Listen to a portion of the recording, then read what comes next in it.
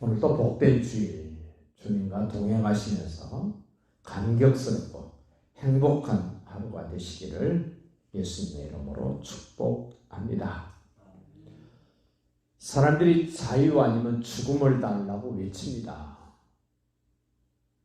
그만큼 자유가 중요하다는 말씀입니다. 그러나 그 진정한 자유는 예수님 안에서만 있습니다. 예수님을 떠나서는 자유가 없습니다. 예수님 밖에는 자유가 결코 존재하지 않습니다.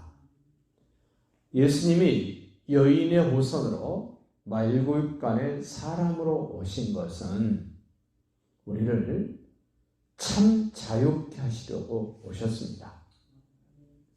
그 예수님을 따라가야만 자유가 무엇인가를 보게 됩니다. 알게 됩니다. 확신 갖게 됩니다. 누리게 됩니다.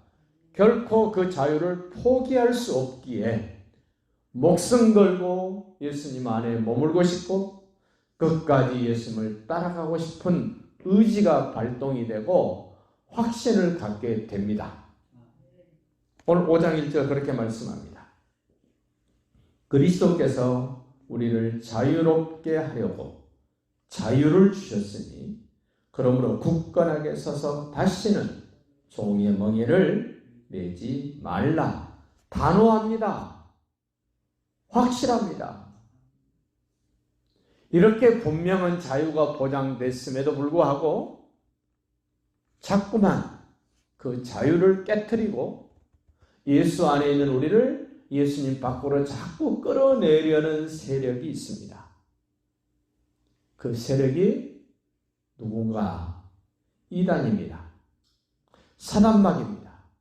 귀신입니다. 거짓 선지자들입니다.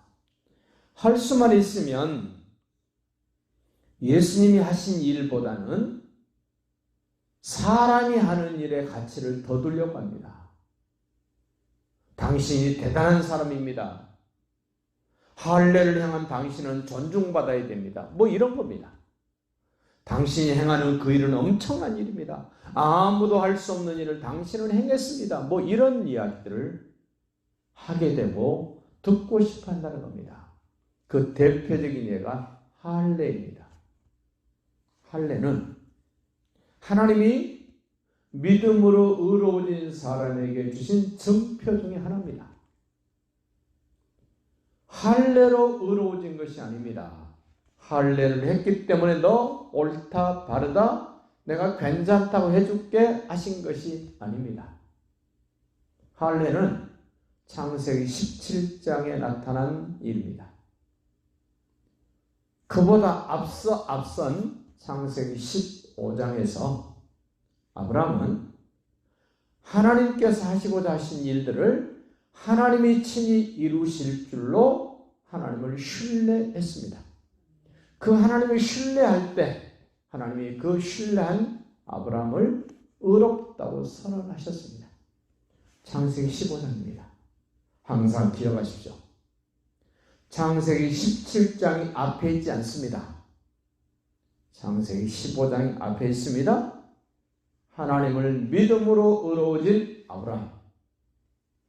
그렇게 믿음으로 의로워진 아브라함에게 너 정말 의로운 사람이다라고 몸에 지녀서 하루에 한 번 이상 눈으로 보고 손으로 만지며 살 수 있도록 증거를 주신 것이 할례입니다.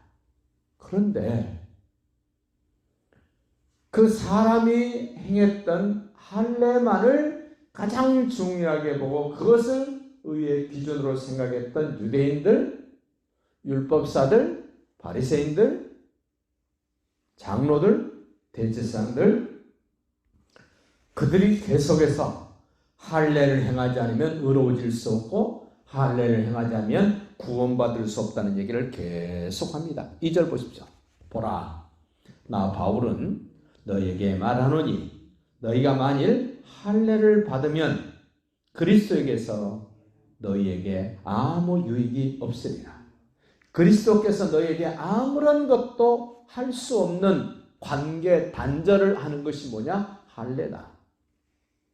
더 말씀합니다. 3절 내가 할례를 받은 각 사람에게 다시 증언하노니 그는 율법 전체를 행할 의무를 가진 자라. 할례를 주장하는 사람은 율법 조문을 하나씩 따북따북 다 지켜야 될 의무가 있는 사람이다. 그거 하나라도 범하면 그는 저주를 받습니다. 심판을 받습니다. 멸망을 받습니다. 한 번 더 강조합니다. 4절, 여기 할례라는 말과 율법이라는 말을 같은 의미로 보시면 됩니다. 율법 안에서 의롭다함을 얻으려 하는 너희는 그리스도에게서 끊어지고 은혜에서 떨어진 자로다. 할례를 행하여 율법을 통하여 의로워지려고 하는 너희는 그리스도에게서 끊어지고 아무런 상관이 없고 은혜에서 떨어진 자니라. 엄청난 말씀을 합니다. 구원받을 수 없다는 얘기입니다. 6절 보십시오. 그리스도 예수 안에서는 할례나 무할례나 유대인이나 이방인이나, 유대인은 할례를 주장합니다. 할례 받지 않은 이방인, 무할례나 효력이 없으되 사랑으로서 역사하는 믿음뿐이니라. 할례보다 훨씬 더 중요하고 큰 의미가 있단다. 그것은 믿음이란다. 하나님 자체를 신뢰하는 겁니다. 그분이 하시는 말씀을 그분이 친히 이루실 줄로 그분을 신뢰하는 것, 믿음입니다.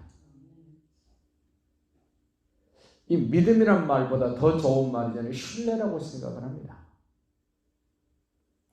신뢰의 관계는 그분이 무슨 일을 어떻게 하셨는가를 들어보지 않으면, 그 내용을 알지 못하면 예수님에 대한, 하나님에 대한 신뢰, 믿음은 생기지 않습니다. 그래서 예수님과 하나님에 대한 내용을 전달하는 사람이 굉장히 중요합니다. 목회자가 그렇게 중요하다는 말입니다. 나는 누가 전해준 말을 듣는가? 어떤 사람이 전해주는 말을 듣고 나는 그 말씀하신 그분, 그 일을 이루시는 분을 나는 과연 신뢰하는가에 대한 이야기입니다. 자, 사단마귀, 귀신, 거짓 선지자하고 눈과 보십시오. 7절입니다. 너희가 다름질을 잘 하더니 누가 너희를 막아 진리를 순종하지 못하게 하더냐? 누굽니까? 예수만 하나님 아들 그리스도시요 그 예수가 나의 왕이요 나의 주인이요 나의 모든 것 되심을 인정하고 받아들이며 그 주님이 가신 그 길로 다른 박제를 잘 하더니 누가 너희를 꾀서 꼬드겨서 그 길로 가지 못하도록 주저앉힌 사람이 누구냐? 예수님을 따라가는 그 길을 돌이키게 한 사람이 도대체 누구냐? 그 사람이 너희를 권면한 것은 너희를 부르신 하나님께로서 난 것이 아니다. 잘못된 권면이다. 너희가 잘못 들었다. 그러면서 말합니다. 적은 누룩 이야기를 합니다. 누룩 조그만 밀가루 속에 집어넣어도 부풀어집니다. 처음에는 별게 아닌 것 같습니다. 이단이 우리에게 들어와서 가만히 들어와서 모르게 들어와서 이 적은 누룩으로 그 거룩한 백성들을 다 변절되게 하는 일, 죄를 지게 하는 일, 이 누룩입니다. 누룩.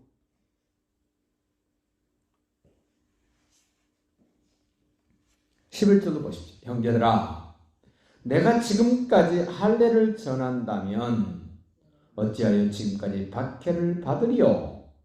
그리하였으면 십자가의 걸림돌이 제거되었으리니 너희를 어지럽게 하는 자들은 스스로 되어버리기를 원하더라. 주님을 따라가지 못하게 이간질시키고 주저앉고 되돌아서게 하는 존재를 여기 어지럽게 하는 자들, 정신이 말똥말똥해야 되는데 거짓 선지자의 말을 듣고 이단에 빠지면 헷갈립니다. 어질어질합니다. 뭐가 뭔지 분별이 안 되도록 하는 사단마귀 귀신의 존재가 있습니다.